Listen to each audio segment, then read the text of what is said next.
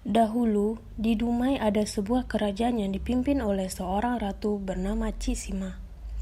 Kerajaan tersebut bernama Kerajaan Seri Bunga Tanjung. Cisima mempunyai 7 orang putri yang cantik-cantik. Di antara ketujuh putrinya, putri bungsulah yang paling cantik.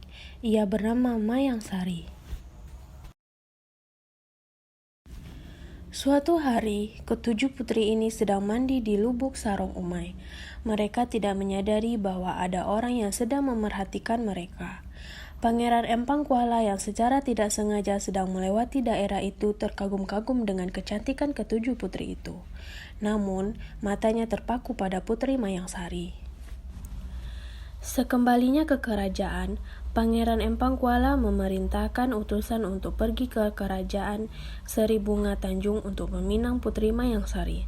Secara adat, Cisima menolak dengan halus pinangan kepada putri bungsunya, karena seharusnya putri tertualah yang harusnya menerima pinangan terlebih dahulu.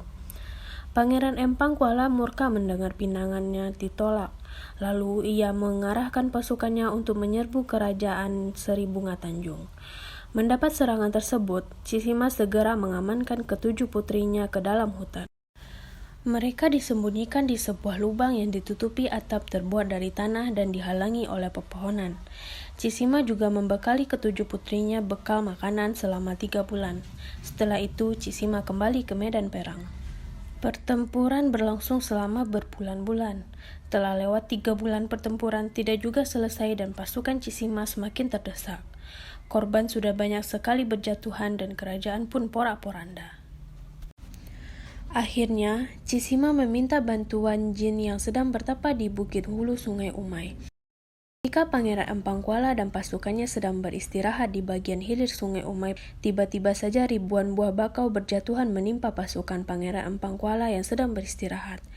Sebentar saja pasukan tersebut dapat dilumpuhkan. Pangeran Empang Kuala pun terluka.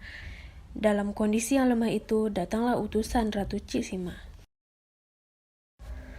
Pangeran Empang Kuala menyadari bahwa pihaknya lah yang memulai semua kerusakan ini. Akhirnya, ia memerintahkan pasukannya untuk mundur. Sepeninggal pasukan Pangeran Empang Kuala, Ratu Cisima bergegas menuju tempat persembunyian ketujuh putrinya. Namun, ia sangat terpukul karena dilihatnya ketujuh putrinya telah meninggal dunia karena kelaparan. Peperangan berlangsung lebih lama dari perkiraan mereka, sehingga bekal makanan yang ditinggalkan tidak cukup. Ratu Cisima tak kuasa menahan sesal dan kesedihan atas kehilangan putri-putrinya. Ia jatuh sakit dan meninggal dunia. Konon, kata Dumai diambil dari kata-kata Pangeran Empang Kuala ketika sedang melihat putri Mayang Sari di sungai.